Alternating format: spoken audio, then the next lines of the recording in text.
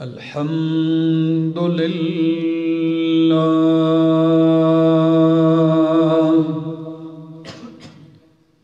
الحمد لله العلي الكبير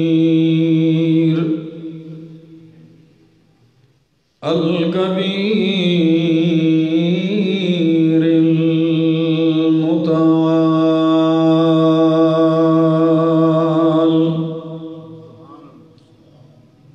الحمد لله الذي لا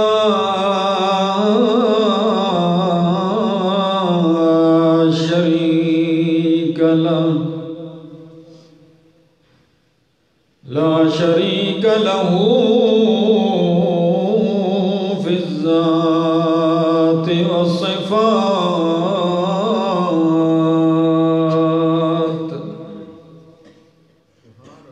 والصلاة والسلام على من أرسل بالبراهين والبينات وعلى آله وأصحابه وأهل بيته الطيبين الطاهرات أما بعد فأعوذ بالله من الشيطان الرجيم بسم الله الرحمن الرحيم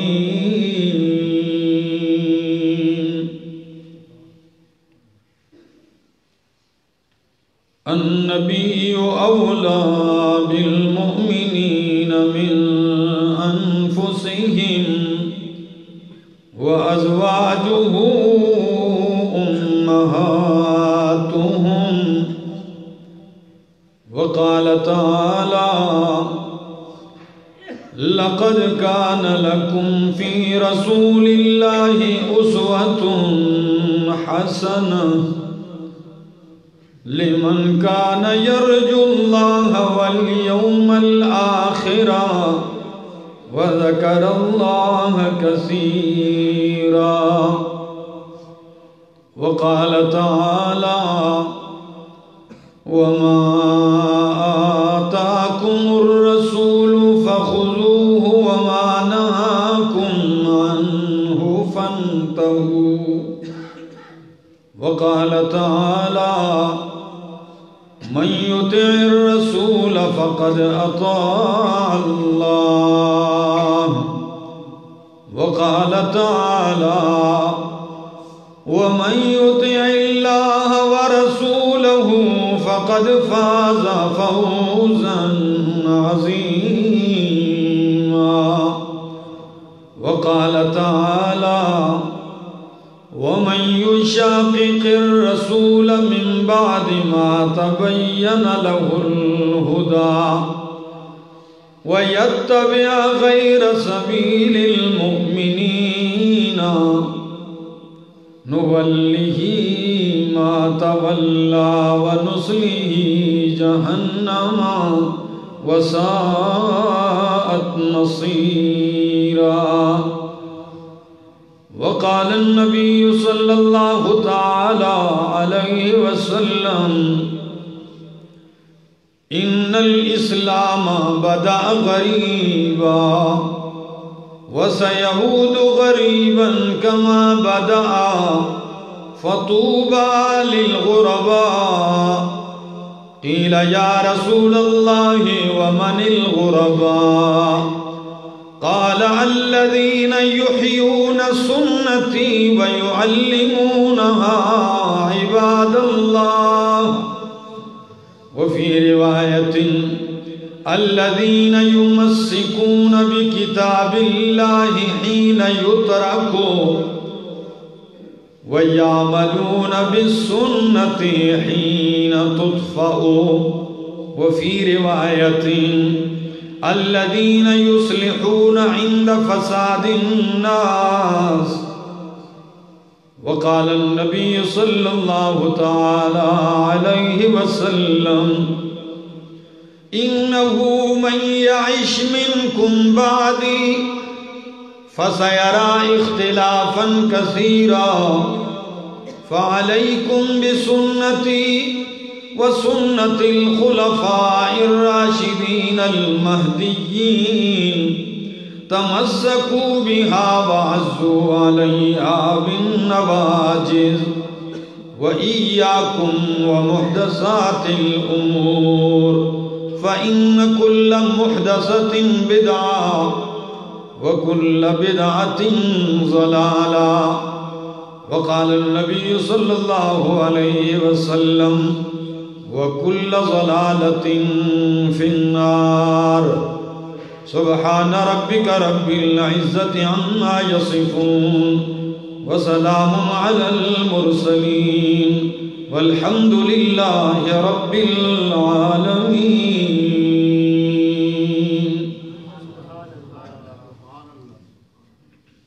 انتہائی قابل عزت، قابل احترام بزرگوں، بھائیوں، عزیزوں، نوجوان ساتھیوں، السلام علیکم. دعا اور التجا ہے دربار الہی کے اندر کہ اللہ مجھے حق اور سچ کہہ سکنے، سمجھا سکنے کی توفیق نصیب فرمائے، اور اس کے بعد مجھے اور آپ سب حضرات کو عمل کی بھی توفیق نصیب فرمائے.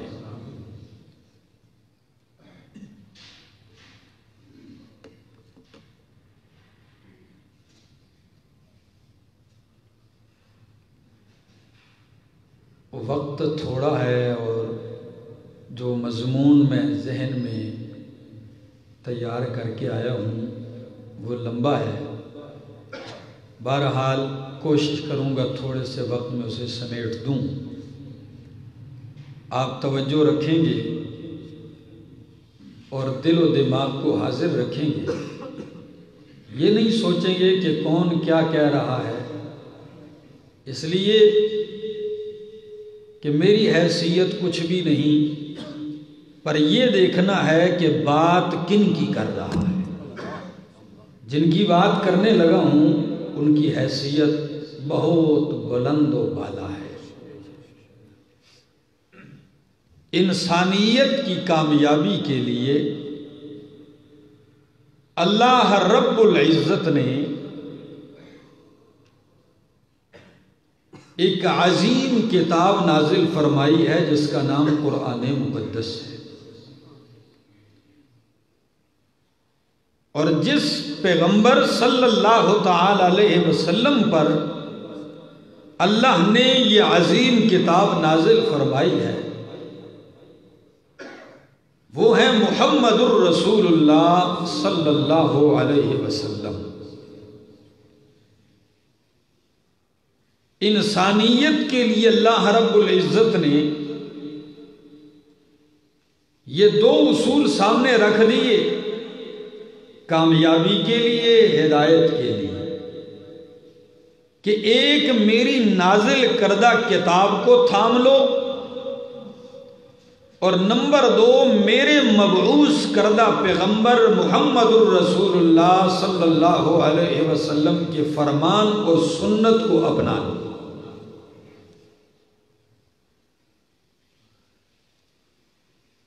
ان دونوں کو تھام لو گے کامیابی تمہارے قدم چومے گی.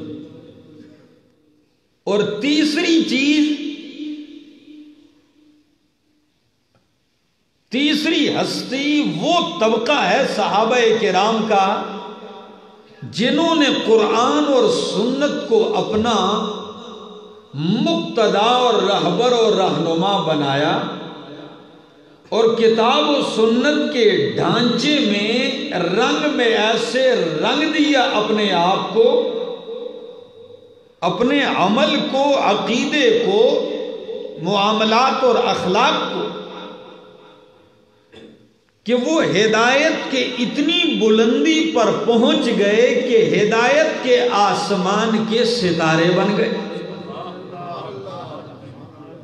یہ طبقہ اتنا اونچا اور بلند ہو گیا کہ خود رب کائنات نے ان کے ایمان کو کائنات کے لیے معیار کسوٹی بنا دیا. فرمایا فَإِنْ آمَنُوا بِمِثْلِ مَا آمَنْتُمْ بِهِ فَقَدْ اهْتَدَوْا. اگر یہ لوگ دنیا کے اس طریقے پر ایمان لے آئیں، اس طرح ایمان لے آئیں جس طرح محمد عربی کے صحابہ لائے ہیں، فَقَدْ اهْتَدَوْا، تو ہدایت پا گئے.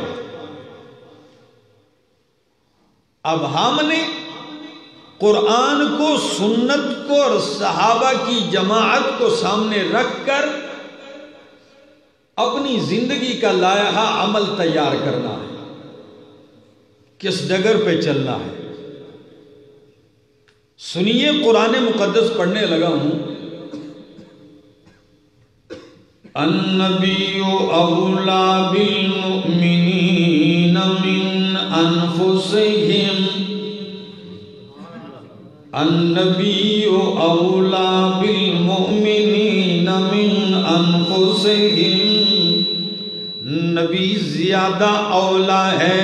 النبی اقرب، النبی اولا بالمؤمنین من انفسہم، مومنوں کے زیادہ لائق ہیں، زیادہ الیق ہیں. من انفسہم، ان کی اپنی جانوں سے بھی بڑھ کر.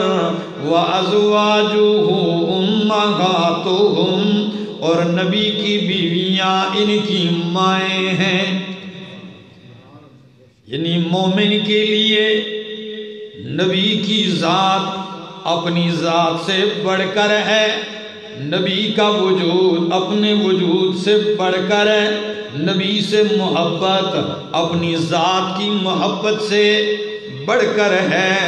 فرمایا لَقَدْ كَانَ لَكُمْ فِي رَسُولِ اللَّهِ أُسْوَةٌ حَسَنَةٌ، تمہارے لیے البتہ تحقیق میرے نبی میں بہترین نمونہ ہے. فی رسول اللہ، نبی کی زندگی اللہ کے پاک پیغمبر میں لوگوں تمہارے لیے بہترین نمونہ ہے، جس پہ تم عمل کرو، جس کی اقتداء اور اتباع کرو. لیکن کس کے لیے؟ لمن کان یرجو اللہ والیوم الآخر، اس کے لیے جو اللہ کا امیدوار ہے، یعنی جو چاہتا ہے کہ اللہ مجھ سے راضی ہو جائے، اللہ کی رضا چاہتا ہے. والیوم الآخر، اور آخرت کا طلبگار ہے، آخرت والے دن کی عزت، کامیابی اور بھلائی چاہتا ہے. تو اس کے لیے میرے پاک پیغمبر میں بہترین نمونہ ہے. وہ میرے نبی کی زندگی دیکھے، آپ کے اخلاق دیکھے، آپ کا کردار دیکھے، آپ کا عمل دیکھے، آپ کی خلوت جلوت سنگت تفرد دیکھے، آپ کی رفتار گفتار نماز نیاز انداز سیرت صورت دیکھے، آپ کی زندگی کا چلنا پھرنا اٹھنا بیٹھنا معاملات دیکھے. یہ اس کے لیے بہترین نمونہ ہے. وَذَكَرَ اللَّهَ كَثِيرًا، پارہ 21 آیت نمبر بھی 21 ہے. فرمایا وَمَا آتَاكُمُ الرَّسُولُ فَخُذُوهُ، جو تمہیں رسول دے دین کے معاملے میں، فَخُذُوهُ، اسے پکڑ لو، اسے تھام لو، اسے لے لو. وَمَا نَهَاكُمْ عَنْهُ فَانْتَهُوا، اور جس سے میرا نبی منع کر دے اس سے منع ہو جاؤ، اس سے رک جاؤ. سورۃ الحشر آیت نمبر 7 ہے. قرآن مقدس کہتا ہے مَن یُطِعِ الرَّسُولَ فَقَدْ أَطَاعَ اللَّهَ، جس نے رسول کی اطاعت کی، جس نے محمد الرسول اللہ کی اطاعت کی، فَقَدْ أَطَاعَ اللَّهَ، اس نے تحقیق کس کی اطاعت کی؟ اللہ کی اطاعت کی. سورہ نساء آیت نمبر 8 فرمایا وَمَن يُطِعِ اللَّهَ وَرَسُولَهُ فَقَدْ فَازَ فَوْزًا عَظِيمًا، جس نے اللہ کی ورسولہ اور اس کے رسول کی اطاعت کی، دنیا والے چاہے اسے برا کہیں، چاہے اسے بھلا کہیں، چاہے اسے بے دین و گمراہ کہیں، ناکام و نامراد کہیں، لیکن رب کائنات فرماتے ہیں فقد فاز فوزا عظیما، یہ بہت بڑی کامیابی کے ساتھ کامیاب ہو گیا ہے جس نے اللہ کی اور اس کے رسول کی اطاعت کی ہے۔ پارہ 21 آیت نمبر 71 فرمایا وَمَن يُشَاقِقِ الرَّسُولَ مِن بَعْدِ مَا تَبَيَّنَ لَهُ الْهُدَى وَيَتَّبِعْ غَيْرَ سَبِيلِ الْمُؤْمِنِينَ نُوَلِّهِ مَا تَوَلَّى۔ ذرا توجہ چاہوں گا، آیت سنیے اور پھر فیصلہ کیجئے۔ سورہ نساء پارہ 5 آیت نمبر 115 فرمایا من یشاقق الرسول، جو مخالفت کرے رسول کی، نافرمانی کرے رسول کی، من بعد ما تبین لہ الہدی، بعد اس کے کہ اس کے لیے ہدایت واضح ہو گئی، اسے پتہ چل گیا کہ سنت یہ عمل ہے، نبی کا طریقہ یہ ہے، نبی کا عمل یہ ہے، نبی کا اسوہ حسنہ یہ ہے، نبی کا فرمان یہ ہے، یہ واضح ہو جانے کے بعد بھی وہ اس کے خلاف چلتا ہے، فرمایا وَيَتَّبِعْ غَيْرَ سَبِيلِ الْمُؤْمِنِينَ، اور مومنوں کا راستہ چھوڑ کے کوئی اور راہ چلتا ہے، مومنوں کے راستے کے علاوہ کوئی اور راستہ تلاش کرتا ہے۔ ہری پور والوں، مسجد نمرہ والوں، آیت کے اترنے کے وقت مومنین کسے کہا جا رہا تھا؟ جب آیت اتر رہی تھی تو اس وقت مومنین کون تھے؟ صحابہ تھے، بولو کون تھے؟ ہاں، جب آیت اتر رہی تھی تو مومنین صحابہ تھے، تو اب مانا ہوگا جو رسول کی مخالفت کرے وَيَتَّبِعْ غَيْرَ سَبِيلِ الْمُؤْمِنِينَ، اور مومنوں کے راستے کو چھوڑ دے، صحابہ کے راستے کو، صحابہ کے طریقے کو چھوڑ دے، تو قرآن کہتا ہے نُوَلِّهِ مَا تَوَلَّى، ہم اسے ادھر ہی پھیر دیں گے جدھر وہ پھرنا چاہتا ہے، جدھر چاہ رہا ہے ادھر ہی اسے پھیر دیں گے، وَنُصْلِهِ جَهَنَّمْ، اسے جہنم داخل کر دیں گے، وَسَاءَتْ مَصِيرًا، اور بہت برا ہی ہے ٹھکانہ، بہت بری ہے جگہ پہنچنے کی۔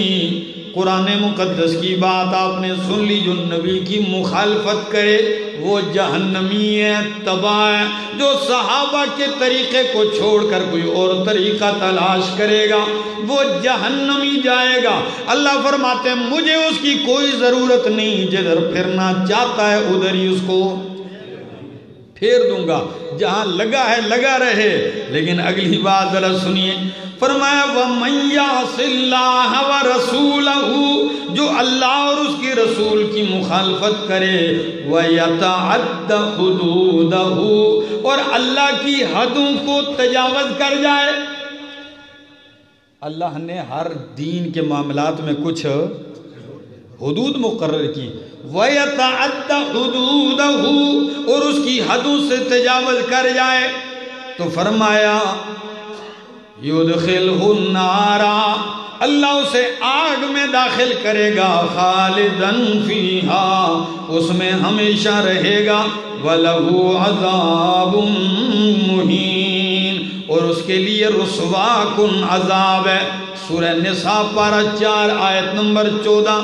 اگر قرآن کے بعد ذرا امام الانبیاء محمد الرسول اللہ صلی اللہ تعالی علیہ وسلم کا فرمان بھی سن لیجئے، فرمایا اِنَّهُ مَن يَعِشْ مِنْكُمْ بَعْدِي، بے شک تم میں سے جو زندہ رہے، زندگی گزارے میرے بعد، فَسَيَرَى اخْتِلَافًا كَثِيرًا، وہ بہت سارا اختلاف دیکھے گا۔ آپ دیکھ رہے ہیں کہ نہیں جی؟ کتنے اختلافات ہیں، کتنے دھڑے ہیں، ہر آدمی کہتا ہے میں مسلمان ہوں، باقی کوئی مسلمان ہے ہی نہیں، میں ٹھیک ہوں باقی سارے ہی غلط۔ ہو رہا ہے کہ نہیں ہو رہا؟ تو اللہ کے پاک پیغمبر نے فرمایا جو میرے بعد زندگی گزارے، زندہ رہے تو بہت سارا اختلاف دیکھے گا جیسے ہم دیکھ رہے ہیں۔ تو فرمایا تم نے کیا کرنا ہے؟ فرمایا فَعَلَيْكُمْ بِسُنَّتِي وَسُنَّتِ الْخُلَفَاءِ الرَّاشِدِينَ الْمَهْدِيِّينَ، تم پر میری سنت لازم ہے اور میرے بعد میرے خلفاء کی سنت لازم ہے۔ میری اور میرے خلفاء کی، ابو بکر ہیں، عمر ہیں، عثمان ہیں، علی ہیں، حسن ہیں، حسین ہیں، امیر معاویہ رضی اللہ تعالیٰ عنہ میں یہ جلیل القدر صحابہ ہیں۔ فرمایا تم پر میری سنت، میرے خلفاء کی سنت لازم ہے۔ تمسکو بہا، اے کائنات والو، بعد میں زندگیاں بسر کرنے والو، تمسکو بہا، خوب مضبوطی سے اسے تھام لو، وَعَزُّوا عَلَيْهَا بِالنَّوَاجِذ، اور انہیں ان کی طریقے کو، ان کی سنت کو اپنے ڈاڑوں سے پکڑ لینا۔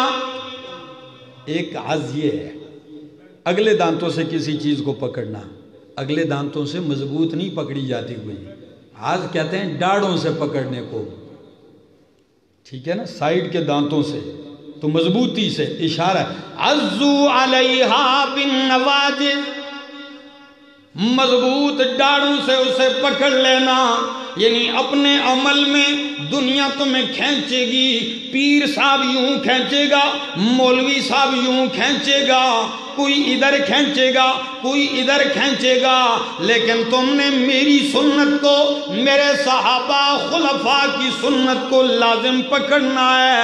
عَزُّوا عَلَيْهَا بِالنَّوَاجِذ وَإِيَّاكُمْ وَمُحْدَثَاتِ الْأُمُورِ، بچ کے رہنا دین میں نئے نئے کاموں سے، کوئی نئی نئی چیزیں ایجاد کی جائیں گی، ہاں کبھی اللہ کے نام پر، کبھی نبی کے نام پر، کبھی دین کے نام پر، کبھی قرآن کے نام پر، کبھی اسلام کے نام پر نئی نئی چیزیں بنائی جائیں گی اور پیش کی جائیں گی، خوب انہیں رنگ دیا جائے گا، خوب مزین کیا جائے گا، لیکن اللہ کے پاک پیغمبر فرماتے ہیں فَإِنَّ كُلَّ مُحْدَثَةٍ بِدْعَةٍ، جتنے ہی حسین رنگ میں آ جائے وہ بدعت تو ہے، وہ میرے دین سے اس کا تعلق، اور جب بدعت ہے تو فَإِنَّ كُلَّ بِدْعَةٍ ضَلَالَةٍ، ہر بدعت کیا ہے؟ اور آپ دیکھ لیں آج پوری امت میں دیکھ لیں کئی ممالک میں جشن عید میلاد النبی منایا جائے گا، کیا؟ جشن عید میلاد النبی، قرآن کی آیتوں کو دیکھیے، سنت رسول احادیث مبارکہ دیکھیے، اس کے بعد اس آئینے میں اس کام کو دیکھیے، پتہ چل جائے گا حقیقت کیا ہے۔ اور حدیث سنانے لگا ہوں، فرمایا نبی کریم نے ما ترکت شیئا، کہ لوگ کہتے ہیں نا جی یہ جو ہم جشن عید میلاد النبی منا رہے ہیں یہ تو ہم اللہ کا قرب حاصل کرنا چاہتے ہیں، اس کے ذریعے کس کے قریب ہونا چاہتے ہیں؟ اللہ کے قریب ہونا چاہتے ہیں، قرب الہی کا ذریعہ ہے، بازار سجا لیں گے، مکان سجا لیں گے، دکانیں سجا لیں گے، گاڑیاں سجا لیں گے، لیکن پوچھے تو صحیح کوئی اس عاشق سے تھکتا نہیں کہتے ہوئے کہ آپ آئے تو دل جگمگائے، سنا ہے؟ آپ آئے تو دل جگمگائے، بازاریں جگمگائیں، دکانیں جگمگائیں، لائٹوں سے، موم بتیوں سے، لائٹوں سے، بڑے بڑے دکاندار ہیں، چراغے ہو رہے ہیں، ساری رات بجلیاں چل رہی ہیں۔ میں نے کہا افسوس کی بات ہے، تو نے بازار تو سجا لیا لیکن تیری مسجد ویران پڑی ہے۔ تو نے گاڑی کو تو سجا لیا لیکن تیرا اپنا وجود میرے نبی کی سنت سے خالی نظر آ رہا ہے۔ ہاں دکان تو سج گئی مگر تیرا وجود کون سجائے گا؟ بازار تو سج گیا مگر تیرے گھر کو نبی کی سنت سے کون جگمگائے گا، کون سجائے گا؟ اس کی فکر اسے نہیں ہے۔ مسجد کے آگے سے سارا جلوس تو گزرے گا لیکن مسجد کے اندر نماز پڑھنے کی گنجائش، ہاں اتنی طاقت نہیں، اتنی مہلت ان کو، اتنی توفیق نہیں کہ مسجد میں نماز پڑھیں۔ خیر بات کرنے لگا ہوں کہ یہ ہمیں اللہ کے قریب کرنے کا ایک ذریعہ ہے۔ سنیے امام الانبیاء محمد الرسول اللہ صلی اللہ تعالی علیہ وسلم کا فرمان پیش کرنے لگا ہوں، مزہ ہی آ جائے گا۔ فرمایا ما ترکت شیئا یقربکم الی اللہ ویبعدکم عن النار الا امرتکم بہ وما ترکت شیئا یقربکم الی النار ویبعدکم عن اللہ الا نہیتکم عنہ۔ سنیے ہری پور والو، نبی کریم فرماتے ہیں ما ترکت شیئا، میں نے کوئی چیز نہیں چھوڑی، توجہ ہے، ما ترکت شیئا، میں نے کوئی چیز ایسی نہیں چھوڑی، یقربکم الی اللہ، جو تمہیں اللہ کے قریب کرتی ہو۔ میں نے کوئی چیز نہیں چھوڑی جو تمہیں یقربکم الی اللہ، جو اللہ کے قریب کرتی ہو، ویبعدکم عن النار، اور جو تمہیں جہنم آگ سے دور کرتی ہو، الا امرتکم بہ، مگر میں نے ان ساری چیزوں کا تمہیں حکم دے دیا ہے۔ جو چیزیں اللہ کے قریب کرتی ہیں، جہنم سے دور کرتی ہیں، وہ ساری میں نے بیان کر دی ہیں، وہ میں نے تمہیں بتا دی ہیں۔ وما ترکت شیئا، حدیث کا اگلا جملہ، وما ترکت شیئا یقربکم الی النار وَيُبْعِدُكُمْ عَنِ اللَّهِ إِلَّا وَنَهَيْتُكُمْ، اور جو چیز تمہیں جہنم کے قریب کرتی ہے اور اللہ سے تمہیں دور کرتی ہے، میں نے تمہیں وہ بھی بتا دی ہے۔ میرے قرب کے ذریعے، اللہ کے قرب کے ذریعے کیا ہیں یہ بھی بتا دیے، جہنم کے قرب کے ذریعے کیا ہیں وہ بھی تمہیں بتا دیا، کوئی چیز میں نے نہیں چھوڑی۔ حدیث کا دوسری حدیث پڑھنے لگا ہوں، فرمایا ما بقیا شیء یقرب من الجنت ویباعد من النار الا وقد بین لکم، کوئی چیز اب باقی نہیں رہی جو اللہ کے جنت کے قریب کرتی اور جہنم کے سے دور کرتی ہو، مگر وہ بیان کر دی گئی ہے تمہارے لیے۔ اب قرب کے نئے نئے طریقے تلاش کرنے کی ضرورت، ہاں اللہ اور اس کے رسول کا محبوب بننے کے جو طریقے تھے وہ سارے بیان کر دیے گئے ہیں۔ جنت کے قرب کے جتنے طریقے تھے وہ سارے، اللہ کو راضی کرنے کے جو طریقے تھے وہ بیان۔ اب آپ کو نئے نئے طریقے ایجاد کرنے کی کوئی ضرورت، ہاں اس کی گنجائش نہیں کہ آپ اللہ کے قرب حاصل کرنے کے لیے کوئی سوچیں اور کوئی نیا طریقہ بیان کر دیں لوگوں کو اور تاکہ لوگ اس کے ذریعے قریب ہو، نہیں۔ سنیے ذرا، حضرت حذیفہ رضی اللہ تعالیٰ عنہ، کون سے حذیفہ؟ وہ حذیفہ ہیں جو سپر پاور بادشاہ کے محل میں کھڑے ہیں، بادشاہ کے محل میں جا رہے ہیں، نبی کریم کا سفیر، نبی کریم کا غلام پہنچ رہا ہے محل میں، دسترخوان لگا ہے، کھانا کھا رہے ہیں، لقمہ ہاتھ سے گر گیا ایک ٹکڑا روٹی کا، اٹھا کے دوبارہ کھانے لگے۔ بڑے بڑے وزیر بیٹھے ہیں، بڑے بڑے ارکان پارلیمنٹ بیٹھے ہوئے ہیں، بادشاہ سلامت خود بھی بیٹھا ہوا ہے، اور محمد عربی کا یہ فقیر غلام بیٹھا ہے ان بادشاہوں کے سامنے۔ دنیا کے لوگ بادشاہ کو دیکھتے ہیں، اپنا سارا کچھ بھول جاتے ہیں، ان کے رنگ میں رنگے جاتے ہیں، لیکن قربان جاؤں محمد مصطفیٰ کا یہ صحابی لقمہ اٹھانے لگا ہے۔ ساتھ والے نے ہاتھ مار کے کہا، اللہ کے بندے کوئی تنہائی میں تو نہیں بیٹھا، تیرے سامنے اس دور کے بڑے بڑے وزیر اور رئیس اور وزراء، بڑے بڑے بادشاہ بیٹھے ہیں، یہ کیا کر رہا ہے، کیا کہیں گے دنیا والے؟ لیکن میرے پاک پیغمبر کا صحابی کیا کہتا ہے، چھوڑ دے، اترک سنت رسولی سنت حبیبی لہؤلاء الحمقاء، کیا میں پیغمبر کی سنت ان بے وقوفوں کی وجہ سے چھوڑ دوں؟ بادشاہ ہے، وزیر ہے، تو کیا ہوا؟ کیا ان کی ڈر کی وجہ سے، ان کی محفل کی وجہ سے میں اپنے حبیب کی سنت چھوڑ دوں؟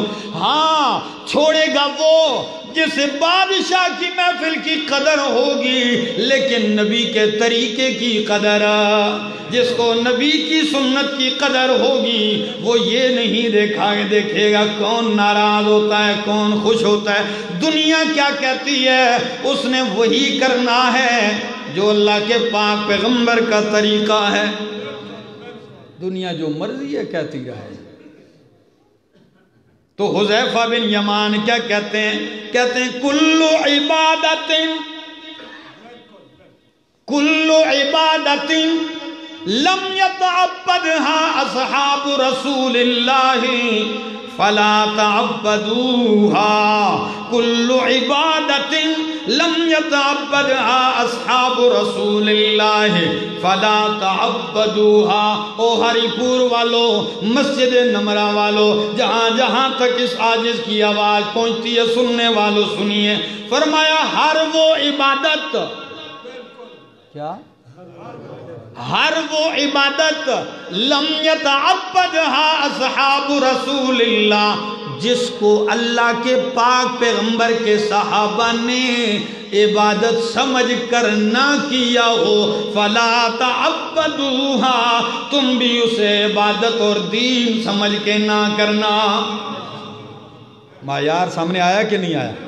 کل عبادت، ہر وہ عبادت جو نبی کے صحابہ نے نہ کی ہو عبادت سمجھ کر، فلا تعبدوها، تم اسے عبادت اللہ کی رضا سمجھ کے نہ کرنا۔ کیوں؟ اس لیے کہ پہلے لوگوں نے گزشتہ لوگوں کے لیے کوئی کسر نہیں چھوڑی۔ کیا؟ انہوں نے کوئی کسر نہیں چھوڑی کہ آج کا مولوی اسے پورا کرنے لگ جائے۔ یہ صحابہ نے تو یہ عبادت نہیں کی تھی لیکن انہیں پتہ نہیں تھا، اور آج ہری پور یا پاکستان یا کسی دوسرے ملک کے مولوی کو پتہ چل گیا ہے، وہ کرنے لگ جائے۔ نہیں، انہوں نے نہیں کی، ہم نے نہیں کرنی۔ اور اگلی بات ذرا سنیے، حضرت عبداللہ ابن مسعود رضی اللہ تعالیٰ عنہ، قربان جاؤں کون سے ابن مسعود رضی اللہ تعالیٰ عنہ، وہ جوان صحابی کے نبی کریم فرماتے ہیں اگر قرآن سیکھنا ہے تو ابن مسعود سے سیکھیے۔ اور ترمذی کی روایت فرمایا لوگوں، اگر کسی نے قرآن اس لہجے اور انداز میں پڑھنا ہے جس انداز میں جس جبریل لے کر آیا ہے تو اس طریقے سے پڑھے جس طریقے سے عبداللہ ابن مسعود پڑھ رہا ہے، اس طریقے سے پڑھے۔ وہ عبداللہ ابن مسعود کہ جسم تو ان کا کوئی موٹا نہیں تھا، آج کل تو بڑا مولوی لوگ اس کو کہتے ہیں جس کا جسم بڑا ہو، نہیں، جسم کوئی بڑا نہیں، ہلکا سا جسم ہے، دبلی پتلی ٹانگیں اور پنڈلیاں ہیں، درخت پہ چڑھ کے مسواک توڑتے ہیں، ہوا چلتی ہے ٹہنی کے ساتھ یوں جھول رہے ہیں، صحابہ مسکرا رہے ہیں، دیکھ کر ہنس رہے ہیں۔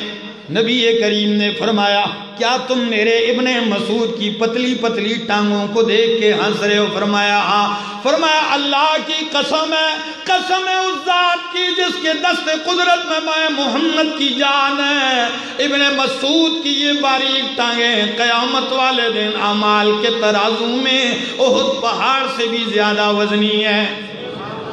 سنیے وہ ابن مسعود رضی اللہ تعالیٰ عنہ کیا فرماتے ہیں؟ فرماتے ہیں اتبعوا ولا تبتدعوا۔ کیا حکمت بری باتیں ہیں۔ اتبعوا ولا تبتدعوا، اتباع کرو، ابتداء یعنی بدعتیں ایجاد نہ کرو۔ کمال ہی کر دیا۔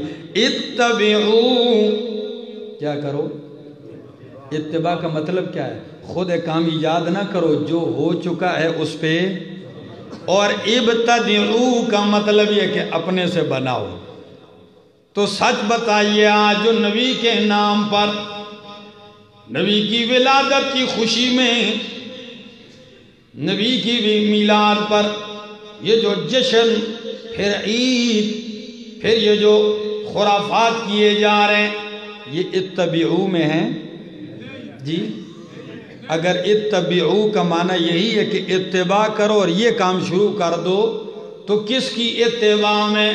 میرے نبی کی اتباع میں ہو رہا ہے؟ نہیں۔ صحابہ کی اتباع میں ہو رہا ہے یہ کام؟ نہیں ہو رہا۔ جب میرے نبی اور میرے نبی کے صحابہ کی اتباع میں نہیں ہے تو یہ بدعت ہے۔ کیا ہے؟ بالکل سچی اور کھری اور گھڑنتو بدعت ہے، کوئی شک نہیں اس میں، چاہے بادشاہ کرے۔ یہ وہ بدعت ہے جس کو حکومتی سپورٹ ہے، اس کو شاہی بدعت کہتے ہیں۔ کیا؟ اور مزے کی بات یہ ہے کہ اس شاہی بدعت کا موجد، اس کا بانی، اس کو ایجاد کرنے والا عراق شہر کا بادشاہ ہے ابو سعید مظفر الدین۔ کیا؟ ابو سعید مظفر الدین 630 ہجری میں فوت ہوا ہے۔ کتنی ہجری میں؟ یعنی نبی کریم کی ہجرت کے کتنے سال؟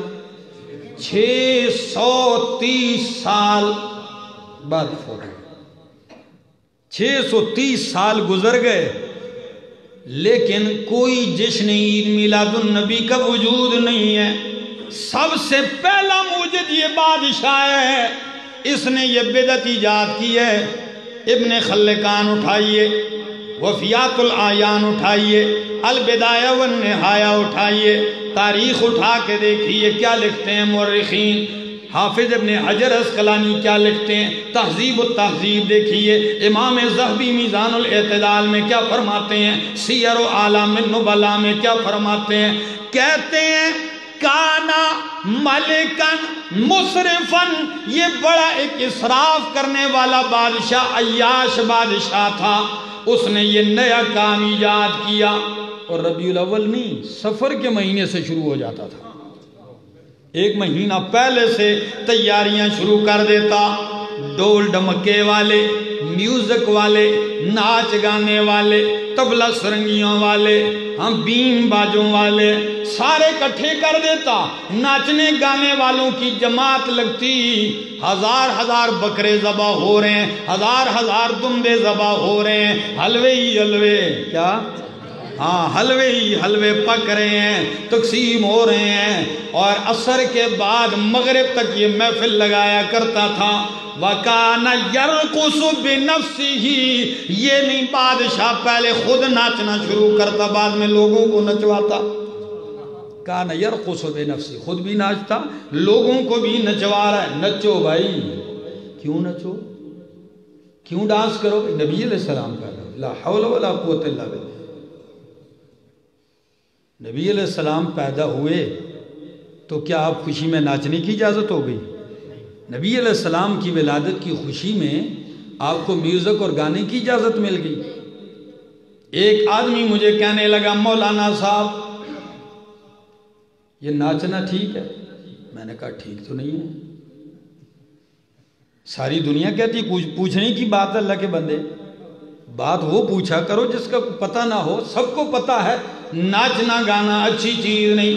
کہنے لگا اگر ناچنا گانا اچھا نہیں تو ہمارے محلے کے امام صاحب 12 ربیع الاول والے دن چوک میں کیوں ناچ رہے تھے؟ یہ ڈانس اچھی بات نہیں ہے. تو مولوی ٹرک کی چھتی پہ چڑھ کے کیوں ناچ رہا تھا؟ گدھا گاڑی اور بیل گاڑی پہ کیوں ناچ رہا تھا؟ جی مولوی صاحب کرکلی شریف بھی لگی ہوئی ہے اور آگے جا رہا ہے اور چوک میں ناچنے والوں کی جماعت ناچ رہی ہے مولوی صاحب کی سرپرستی میں. تو یہ جائز نہیں. میں نے کہا مولوی پیر کے کرنے سے کوئی کام دین بنتا؟ دین وہی ہے جو محمد رسول اللہ بتا کر گئے ہیں. اور حذیفہ بن یمان نے کہا وہ عبادت جو نبی کے صحابہ نے نہیں کی تم وہ عبادت بھی نہ کرو. اللہ کو اس کی ضرورت نہیں ہے. تو ابن مسعود رضی اللہ تعالیٰ عنہ فرماتے ہیں اتبعوا ولا تبتدعوا، اتباع کرو بدعت ایجاد نہ کرو. قد کفیتم بالامر العتیق، تمہارے لیے وہی چیز کافی ہے جو گزشتہ زمانے میں چلتی آ رہی ہے.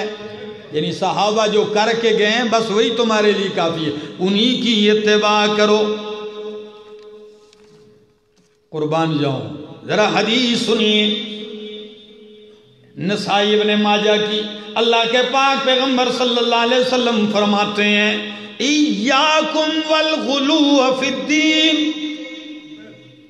ایاکم والغلو فی الدین، اے لوگو دین میں غلو سے اپنے آپ کو بچاؤ. کس سے؟ یہ غلو کس کا نام ہے؟ اتنا تو آپ جانتے ہیں حد سے بڑھنا. کیا؟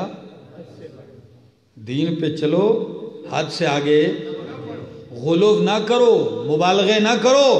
ایاکم والغلو فی الدین، دین میں غلو نہ کرو. کیوں نہ کریں؟ اگلی بات فرمایا فَإِنَّمَا أَهْلَكَ مَنْ كَانَ قَبْلَكُمْ الْغُلُو فِي الدِّينِ، تم سے پہلے لوگوں کو بھی ہلاک کیا ہے تو اسی غلو نے ہلاک کیا ہے.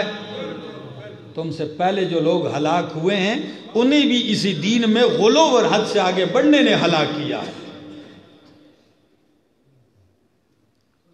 لڑائی کی بات نہیں، جھگڑے کی بات نہیں. اگر کوئی آدمی کہتا ہے جی نبی کی ولادت کی خوشی ہے، نبی کے آنے سے 12 ربیع الاول مبارک ہو گیا، کہتے ہیں کہ نہیں؟ میں نے کہا بات صاف ہے، نبی کے آنے سے ایک دن مبارک نہیں ہوا. کیا؟ ایک دن مبارک نہیں ہوا. نبی جس لمحے آئے وہ لمحہ مبارک، وہ لمحہ جس گھڑی آیا وہ گھڑی مبارک، وہ گھڑی جس دن میں آئی وہ دن مبارک، وہ دن جس ہفتے میں آیا وہ ہفتہ مبارک، وہ ہفتہ جس مہینے میں آیا وہ مہینہ مبارک، وہ مہینہ جس سال میں آیا وہ سال مبارک، وہ سال جس صدی میں آیا وہ صدی مبارک، وہ صدی جس زمانے میں آئی وہ پورا زمانہ مبارک. کیا نبی کا فرمان نہیں سنا آپ نے؟ خیر القرون قرنی، سب سے بہترین زمانہ میرا زمانہ ہے. تو نبی کے آنے سے وہ سارا زمانہ ہی کیا ہو گیا؟ مبارک ہو گیا. کئی لوگ دلیل بناتے ہیں کہ جی خیر ہے، کیا ہوتا ہے اس دن ہم نبی کا تذکرہ کرتے ہیں. کیا؟ میں نے کہا بھائی ذرا سوچ کے بات کیا کر.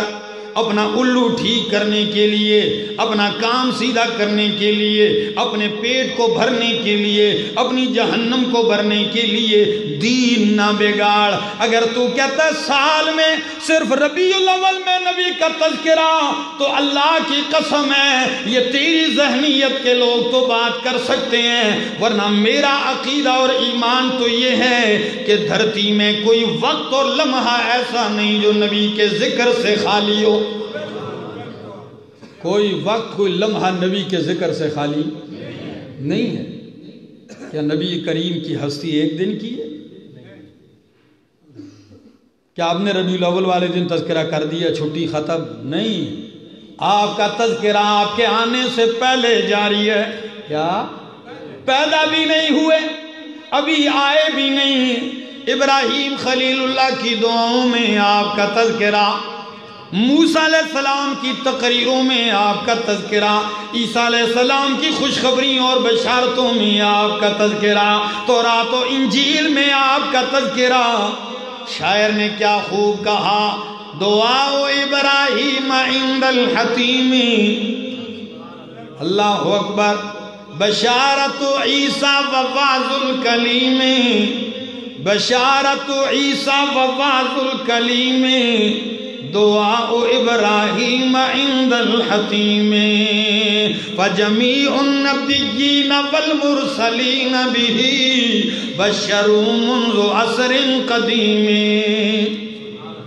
آپ کا تذکرہ آپ کے آنے سے پہلے اور آنے کے بعد، اذان میں، اقامت میں، تکبیر میں، کلمے میں، نماز میں، جنازے میں، کون سی عبادت ہے جس میں آپ کا تذکرہ نہیں؟ بات سمجھ میں آ رہی؟ تو میرا ایک سوال بھی ہے کہ خوشی اس دن کی ہے یا نبی کے آنے کی؟ سوال درست ہے؟ خوشی اس دن کی ہے یا نبی کے آنے کی؟ اگر آپ کہتے ہیں نبی کے آنے کی خوشی ہے تو پھر وہ ایک دن نہیں ساری زندگی رہنی چاہیے۔ خوشی نبی کی ہے یا اس دن کی ہے؟ اگر نبی کی ہے تو ساری زندگی ہر لمحہ رہنی چاہیے۔ اگر اس دن کی ہے، کیا جس دن نبی آئے اس دن کی ہے، تو پھر جس طرح وہ دن میرے نبی کی ولادت کا ہے تو وہی دن میرے نبی کی وفات کا ہے۔ تو نبی کی وفات پہ خوشیاں منانا یہ کون سی محبت اور کون سا عشق رسول ہے؟ آج تک اپنے بڑوں سے بزرگوں سے سنتے آئے، اس کا نام کیا تھا؟ بارہ؟ خیر ہے کیا دو، آپ کے پیسے نہیں لگتے، ڈرنے کی ضرورت نہیں۔ کیا نام تھا؟ بارہ وفات، یہی نام تھا۔ کیوں تبدیل کیا؟ وجہ یہ ہے کہ اس میں تو ان کو کچھ ملتا نہیں ہے، اور انہوں نے کام وہی کرنا ہے جس میں خوب کمائی ہو، خوب مزے اڑائے۔ تو نبی کی وفات کو جشن، پھر عید۔ اللہ اکبر، اسلام میں جشن ہے۔ آپ اسلامی ڈکشنری کھول کے دیکھ لیں، آپ کو جشن نہیں ملے گا اسلام میں۔ ہاں عید کا لفظ ہے، لیکن وہ بھی نبی نے صاف کر دی بات، فرمایا ان لکل قوم عیدا، ہر قوم کے لیے عید ہوتی ہے، اور ہمارے لیے دو عیدیں، عید الفطر اور عید الاضحیٰ۔ نبی 63 سالہ زندگی دیکھ لیں، کتنی عیدیں ہیں؟ دو عیدیں ہیں۔ مدینہ منورہ گئے، کتنی عیدیں؟ پہلے لوگ تہوار منایا کرتے، فرمایا تہوار نہیں، ختم، دو عیدیں ہیں، اور دو عیدیں ایسی ہیں ان کے احکامات بھی نبی نے بتائے ہیں، ان کے مسنون اعمال بھی بتائے ہیں۔ مسجد کی طرف جانا ہے، خوشبو لگا کے جانی ہے، نئے کپڑے پہن کے جانے ہیں، اگر نئے نہ ہو پرانے دھوئے ہوئے جانے ہیں۔ جس راستے سے جانا ہے واپسی میں اس راستے کو چھوڑ کے دوسرے راستے سے آنا ہے۔ طریقے بتائے، 2 رکعت نماز، لیکن یہ جو عید میلاد النبی جس کو اتنا دین سمجھا جا رہا ہے کہ اگر کوئی نہ کرے تو اس کو بے دین، گستاخ اور بے ادب کہا جا رہا ہے، جس کو اتنا بڑا اہم بنا کر پیش کیا جا رہا ہے کہ فرض سے بھی اونچا درجہ دیا گیا ہے، اس کے کوئی احکامات اللہ کے نبی نے بیان کیے جی؟ کہ جی صبح فجر طلوع فجر کے وقت جلوس نکالنا، 12 بجے نکالنا، کوئی احکامات بخاری میں، مسلم میں، ترمذی میں، نسائی میں، ابن ماجہ میں، حدیث کی کتابوں میں، فقہ کی کتابوں میں شریعت کے احکام سارے اٹھا کے دیکھ لیجئے، آپ کو 2 عیدیں اور ان کے احکام تو ملیں گے، لیکن تیسری عید اور اس کے احکام کا وجود کہیں نہیں۔ پھر اپنی طرف سے دین میں اضافے کی گنجائش کہاں ہے؟ ہم کیسے سمجھ لیں؟ اور آپ سے ایک دستبستہ سوال کرتا ہوں کہ یہ اگر محبت کی دلیل ہے تو سچ بتائیے، ابو بکر صدیق سے بڑھ کر کوئی محب رسول، عاشق رسول ہو سکتا ہے؟ فاروق اعظم، عثمان و علی، طلحہ و زبیر، بلال حبشی رضی اللہ تعالیٰ عنہ، ان صحابہ سے بڑھ کر جن کو بیٹھے گھر میں جنت کی ضمانتیں، جنت کی بشارتیں آ گئیں، جو بیٹھے ہوں، جن کو رب کی طرف سے سلام آتے ہیں، ان کی پوری زندگی میں جشن عید میلاد النبی کا کوئی وجود اور تصور نہیں ہے، اللہ کی قسم نہیں ہے۔ حالانکہ حکومتیں بھی رہی ہیں، کیا آپ کہیں گے جی ان کا دور کمزوری تھی، حکومت نہیں تھی؟ نہیں، حکومتیں بھی رہی ہیں۔ ریاست مدینہ بھی دیکھ لیجئے، مکے اور مدینے کی گلیاں، بازار، چوک اور سڑکیں دیکھ لیجئے، 600 سال تک کا عرصہ نبی کے بعد آپ کو مکے اور مدینے کی گلیوں میں کوئی جلوس نظر نہیں آئے گا نبی کے نام پر۔ اب دلیل سنیے اور عمل سنیے۔ ایک آدمی کہنے لگا جی دن منانا ہے اسلام میں، میں نے کہا اچھا وہ کدھر لکھا ہے؟ کہنے لگا جی مسلم کی حدیث ہے۔ میں نے کہا اچھا کہاں ہے؟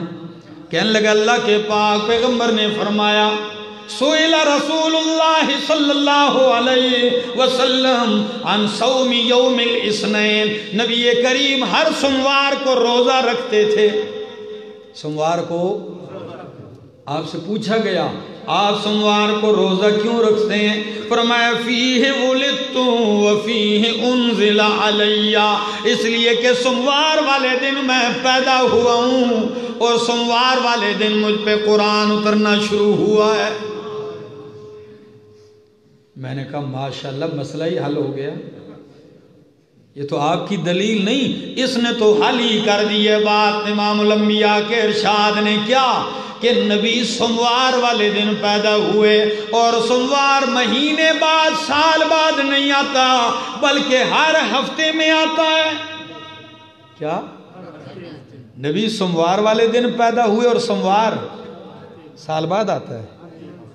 جی ہر ہفتے میں آتا ہے، اور نبی نے اپنے پیدائش کے دن روزہ رکھ کے بتا دیا۔ آپ کو پتہ ہے روزہ اور عید اکٹھے ہو سکتے ہیں؟ عید والے دن روزہ اور روزے والے دن عید، دو رنگی چھوڑ دے یک رنگ ہو جا، دو رنگی چھوڑ دے یک رنگ ہو جا، سراسر موم ہو یا سنگ ہو جا۔ یہ دو رنگی کا عید بھی کہتا ہے، اور اس دن نبی کا عمل بتاتا ہے کہ روزہ رکھا ہے، تو نبی نے روزہ رکھ کے بتا دیا کہ میری ولادت کا دن روزے کا ہے، عید کا عید نہیں ہے۔ لیکن کیا کیا جائے، روزے میں بھوکا پیاسا رہنا پڑتا ہے، بڑا اوکھا کام ہے، اور وہ انہوں نے کرنا نہیں۔ بس اس لیے جب بھی، اور ایک آدمی کل سن رہا تھا فیس بک پہ، ماشاءاللہ حد ہو گئی، خود کہتا ہے جی یہ بدعت تو ہے، سائل نے جب ان سے پوچھا کہ نبی نے حکم دیا، تعلیم دی، یا عمل کروایا، یا ہوتے دیکھا تائید فرمائی، یا صحابہ نے یا تابعین نے تبع تابعین نے کیا ہے؟ کہنے لگا جی نہیں، یہ بدعت تو ہے مگر یہ بدعت حسنہ ہے۔ کیا مزے ہی مزے ہیں، ہر کام بناتے جاؤ دین میں اور اسے کیا کہو؟ حسنہ، اچھی بن جائے گی۔ نبی کی تعلیم کیا ہے؟ کلو بدعت ضلالہ، ہر بدعت گمراہی ہے۔ آپ سارا ذخیرہ دیکھ لیں میرے نبی کے احادیث کا، یہی جملہ ملے گا، ہر بدعت کیا ہے؟ گمراہی ہے۔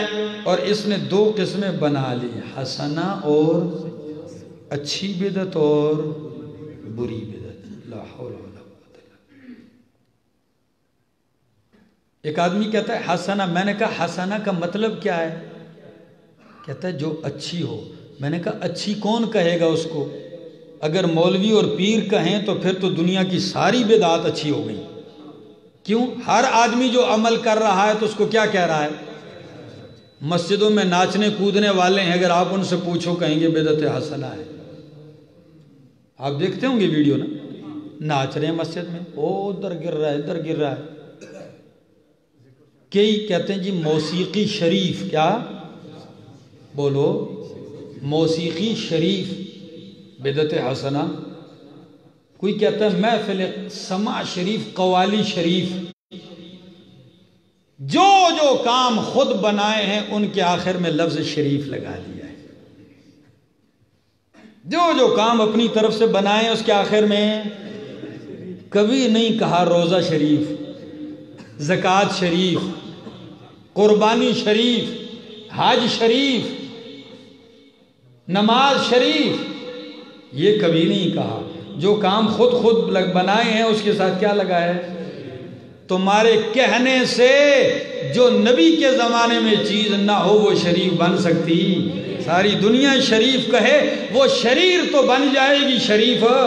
ہاں، اور ایک اور بات کہنے لگا ہوں، میرے پاک پیغمبر کی 63 سالہ زندگی، 40 سالہ نبوت سے پہلے، اعلان نبوت سے پہلے، اور 23 سالہ اعلان نبوت کے بعد، میرے پاک پیغمبر سے پہلے ابراہیم خلیل اللہ گزرے ہیں، آدم علیہ السلام سے لے کر عیسیٰ علیہ السلام تک نبی گزرے ہیں۔ عیسیٰ علیہ السلام کو اللہ نے زندہ آسمانوں پہ اٹھایا، 1.25 لاکھ نبی گزرے ہیں، اللہ نے ان کا تذکرہ قرآن میں فرمایا، اللہ نے ان کے واقعات بیان فرمائے ہیں، اللہ نے وحی کے ذریعے بتائے ہیں، لیکن میرے پاک پیغمبر نے کسی نبی کی ولادت یا وفات کا دن منایا نہیں ہے۔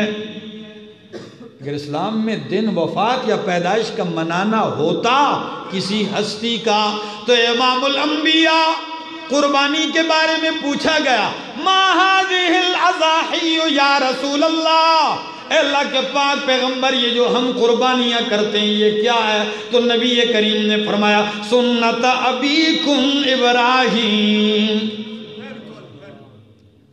یہ کیا ہے؟ سنت ابیکم، تمہارے باپ ابراہیم کی سنت ہے۔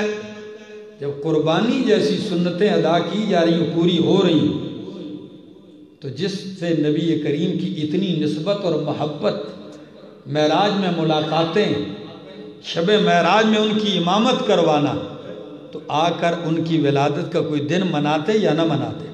ترغیب ہی دے دیتے۔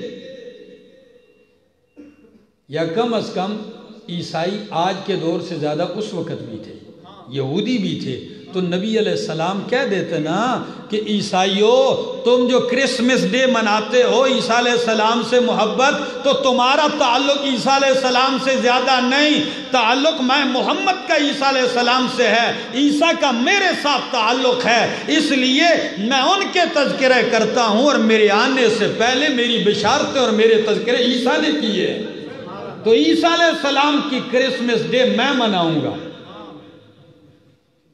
آپ کا تعلق زیادہ نہیں، یہ میں مناؤں گا۔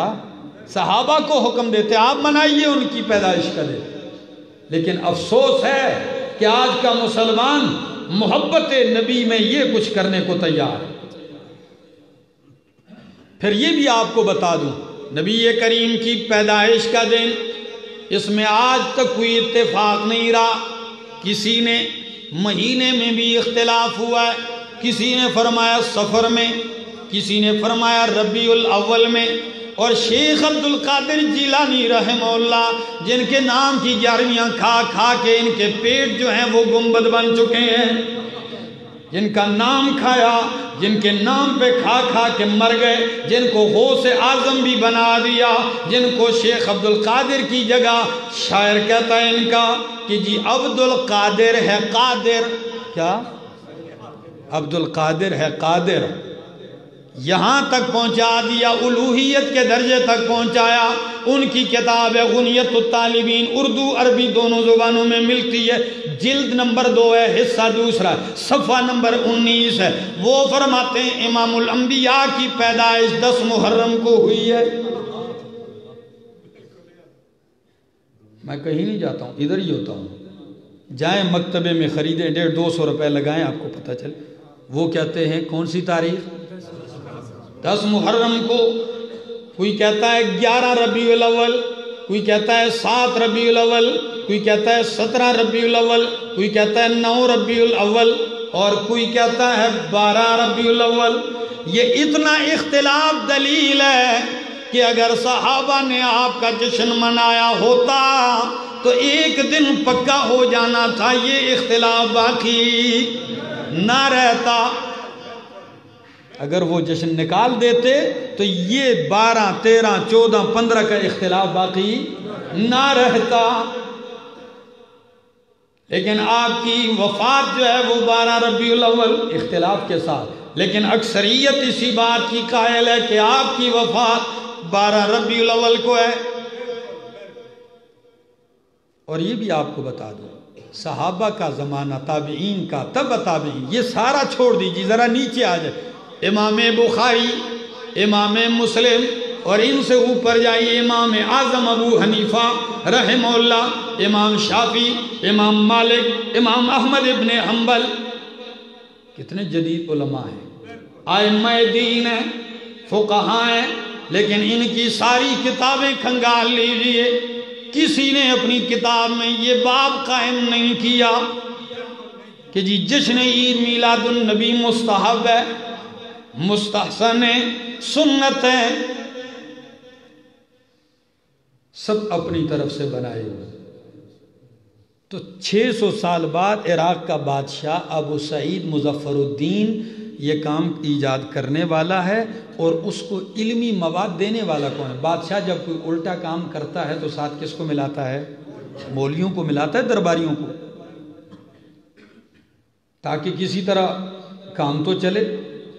تو اس وقت ایک ابو الخطاب عمر، ابو الخطاب عمر، نام اس کا کیا ہے؟ ابو الخطاب عمر، یہ ایک مولوی تھا، بڑا ذہین فطین۔ اس نے کہا بادشاہ سلامت، میں مواد دوں گا، جواز کا فتویٰ بھی دے دیا، اور پھر مواد تیار کرنا شروع کر کے کتاب لکھ ماری جس کا نام ہے التنویر فی مولد البشیر النذیر، التنویر فی مولد البشیر النذیر، دنیا میں سب سے پہلی کتاب اس شخص نے لکھی، اور جب بادشاہ کے سامنے پیش کی تو بادشاہ نے کہا نوازو 1000 اشرفیاں سونے کی، یہ رقم لے لی۔ آپ کہیں گے مولوی تھا، قرآن و سنت کا مواد دیا ہوگا، تو سنیے تہذیب و تہذیب میں لکھا ہے کہ مولوی تو تھا، اتفق العلماء علی فسقہ علی تفسیقہ، سارے علماء اس بات کے متفق تھے اس کے زمانے کے کہ ہے تو مولوی مگر پرلے درجے کا فاسق اور فاجر ہے، جس نے حاکم وقت کے الٹے کاموں کی تائید کی ہے، اور آج تک ہو رہا ہے۔ میرا دوست، سمجھنے کی ضرورت ہے، اللہ ہمیں سمجھ نصیب فرمائے۔